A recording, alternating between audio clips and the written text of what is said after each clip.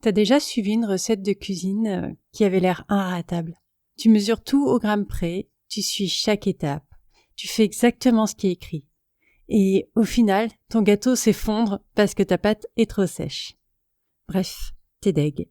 Et pendant ce temps-là, t'as une copine qui, elle, va cuisiner au feeling, elle dose au pif, elle remplace les ingrédients, elle ajoute au fur et à mesure et son plat est parfait. Et là, tu te demandes pourquoi chez elle ça marche et pas chez moi. En business, c'est la même chose. T'as des tas de mecs qui te parlent de stratégies efficaces, qui sont validées, qui sont des miracles, magiques. Tu prends la formation, tu l'appliques à la lettre. Mais chez toi, ça prend pas. Alors, tu doutes. Tu penses que t'as raté un truc, que t'es pas assez bonne, que t'y arriveras jamais. Mais le problème, c'est pas toi. C'est juste que la recette qu'on t'a donnée, elle n'est pas adaptée à toi. Aujourd'hui, on va voir pourquoi ce qui a marché pour les autres ne fonctionne pas toujours pour toi et comment t'y retrouver dans tout ça. Je suis Erika et j'aide les freelances et entrepreneurs à déconstruire les peurs et croyances qui les freinent parce que parfois, c'est pas la stratégie qui manque, c'est ce qui se raconte qui nous bloque. Dans ce podcast, on met les choses à plat, on explore ce qui t'empêche d'oser, de décider, de t'affirmer. Et surtout, on voit comment reprendre confiance et avancer en étant bien dans tes bottes. Alors pourquoi on cherche toujours la bonne stratégie ? On va commencer par une question simple. Pourquoi est-ce qu'on est autant obsédé par l'idée de trouver la stratégie parfaite ? Parce que dans notre tête, c'est rassurant. Si on trouve la méthode qui fonctionne, alors il n'y a plus qu'à l'appliquer et hop, c'est bon, succès garanti. Sauf que, évidemment, ça se passe rarement comme ça. Bien évidemment que le cerveau s'en mêle. Et d'ailleurs, avant d'entrer dans le vif du sujet, je vais t'expliquer ce que sont les biais cognitifs. Un biais cognitif, ça va être un raccourci que prend ton cerveau pour traiter l'information plus vite. Bien évidemment, parfois, ces raccourcis vont nous induire en erreur. Mais en gros, l'idée, c'est que ton cerveau veut te simplifier la vie en te poussant à faire des choix qui sont pour lui bons, parce que il aime pas sortir de sa zone de confort, il aime bien... Le cerveau, il est fainéant, il va toujours aller au plus simple, au plus facile, au plus rassurant, et donc il peut aussi te pousser à faire des mauvais choix. Sans que ce soit bien sûr volontaire, sans que ce soit voulu, mais parce que, il se protège et il fait en fonction de ce qu'il pense être bon pour lui. Et donc, le fait de toujours chercher la bonne stratégie, et pourquoi c'est un piège ? Parce que il y a quelques biais, 3 biais là dont je voudrais te parler là tout de suite. C'est le biais de survivance, dans le sens où on ne voit que ceux pour qui ça a marché, que ceux qui ont réussi avec cette méthode. Mais on voit pas ceux pour qui ça n'a pas fonctionné. Donc on se dit, si eux y arrivent, c'est que c'est la bonne méthode. Il y a aussi le biais de conformité. Si tout le monde a l'air de faire la même chose, alors on se dit que c'est ce qu'il faut faire. Parce que, on veut pas être le seul à faire différemment, on veut pas prendre le risque de se tromper. Donc on se dit, si tout le monde le fait, c'est que ça marche. Et enfin, le biais de confirmation, qui va être, en fait, tu vas chercher des preuves que cette méthode est la bonne. Donc tu vas ignorer tous les signaux, toutes les preuves qui peuvent montrer qu'elle te correspond pas. Alors, ces biais, on les a tous. On en a tous. C'est obligatoire. On en a tous. Donc, faut pas te dire, oh là là, mais oui, j'ai ça, ou j'utilise ça, c'est dramatique, mais on en a tous maintenant. Il faut savoir à quel moment ils se mettent en place et savoir prendre du recul dessus aussi. Derrière sa quête de la bonne stratégie, de la réussite, etc., il y a aussi, forcément, tu te doutes, des émotions. Parce que c'est pas juste une question de logique, mais aussi de ressenti. Il va y avoir la peur de l'échec. La peur de l'échec, ça va être, on veut éviter de perdre du temps, de l'énergie, de l'argent. Alors, on cherche la stratégie qui va garantir un résultat. Et ça, c'est totalement normal. Il va y avoir le syndrome de l'imposteur. On se dit que si ça marche pas, c'est qu'on est nul, qu'on n'a pas assez de connaissances, qu'on n'est pas assez doué. Alors on va essayer de compenser en cherchant une méthode qui va nous rassurer. Il y a aussi le besoin de contrôle. Avoir un plan précis, une méthode claire, c'est hyper rassurant, forcément. Mais même si c'est pas ce qui te correspond, tu vas te sentir en sécurité parce qu'il y aura un cadre. Et ce que ça donne, c'est que t'enchaînes les formations, t'enchaînes les méthodes sans jamais t'arrêter parce que tu cours je crois que c'est ça l'expression, comme un lapin dans les phares. T'essayes tout, en fait, pour voir ce qui marche pour toi. Tu vas t'accrocher à des méthodes qui marchent pas, juste parce qu'on t'a dit qu'elles fonctionnent. Et au lieu de te dire « ça ne me correspond pas », tu te dis que t'es pas assez bien ou pas assez doué. Mais c'est pas parce qu'une stratégie va fonctionner pour quelqu'un qu'elle marchera aussi pour toi. Alors, c'est quoi le vrai problème? Pourquoi ça bloque? Alors, le problème, c'est pas forcément la stratégie en soi. C'est peut-être comment tu l'appliques et surtout comment tu te sens en l'appliquant. Si tu appliques quelque chose qui te correspond pas, tu vas te forcer. Tu vas te forcer à faire des lives alors que tu détestes parler face caméra.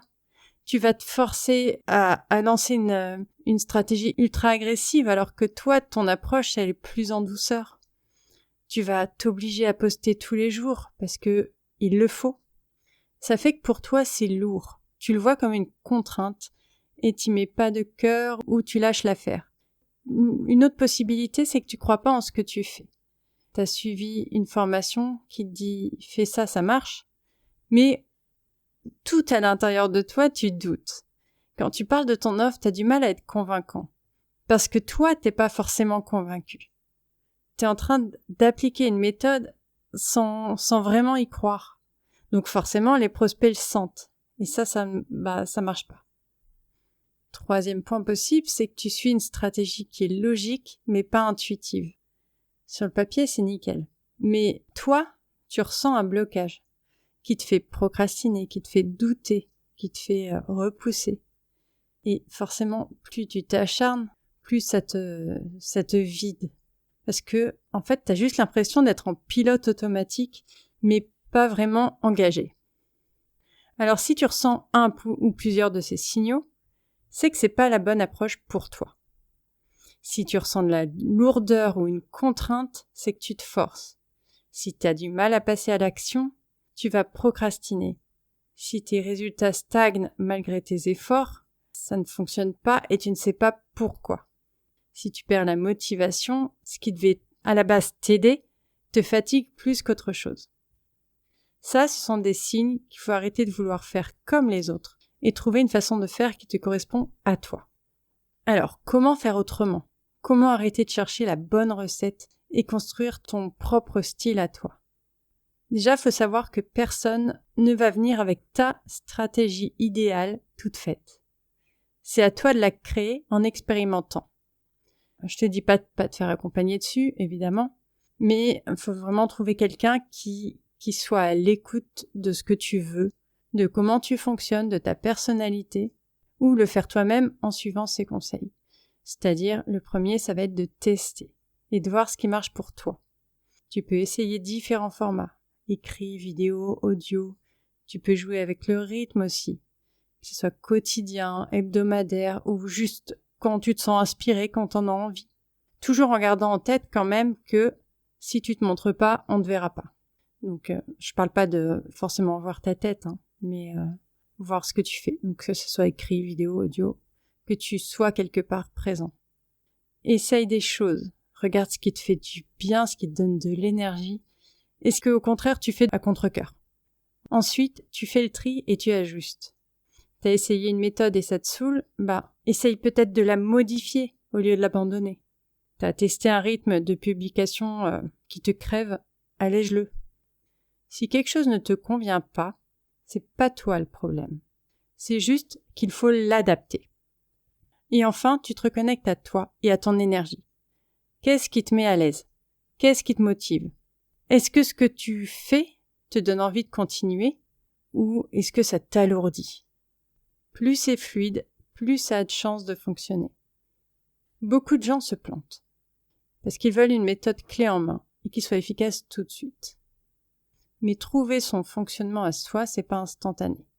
Et en plus, ça évolue avec le temps. Alors, attendre d'être sûr avant d'agir, c'est une mauvaise idée. Vouloir que tout soit parfait avant de tester ou de lancer, c'est une perte de temps.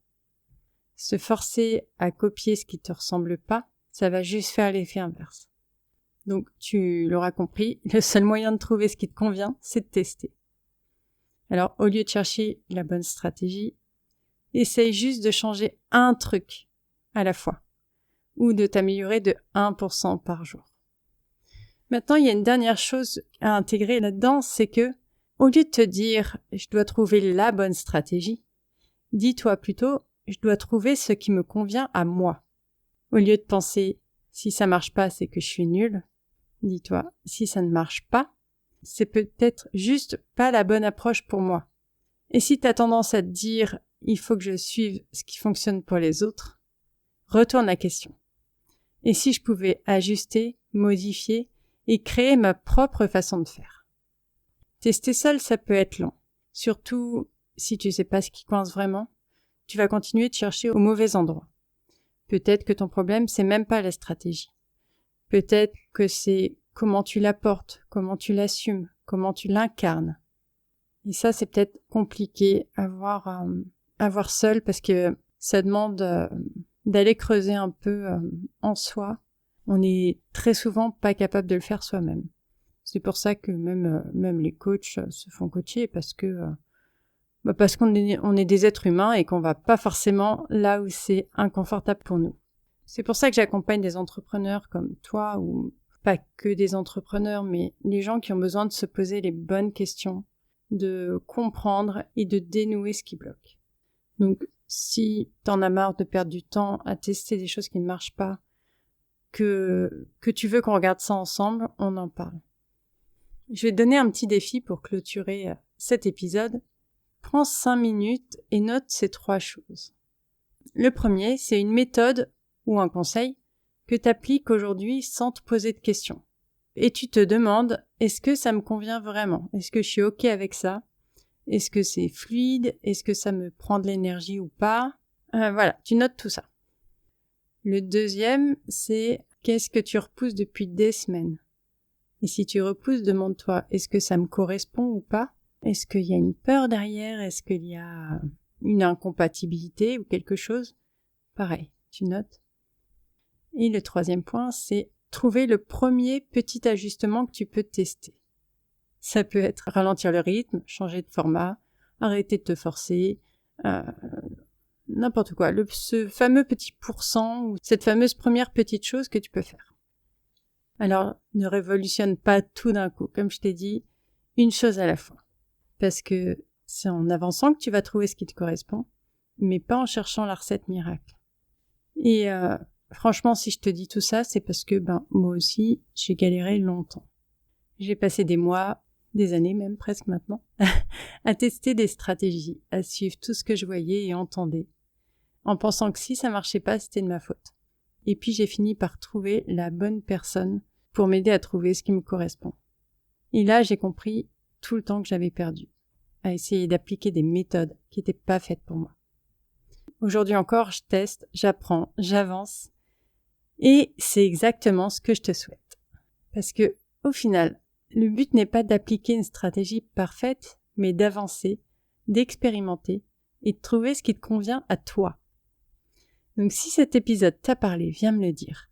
Partage-moi ce que tu as repéré chez toi, ce que tu as envie d'essayer, ce que tu as envie d'ajuster. Et si tu sens que tu as besoin d'un regard extérieur pour y voir plus clair, tu sais où me trouver. Je t'embrasse.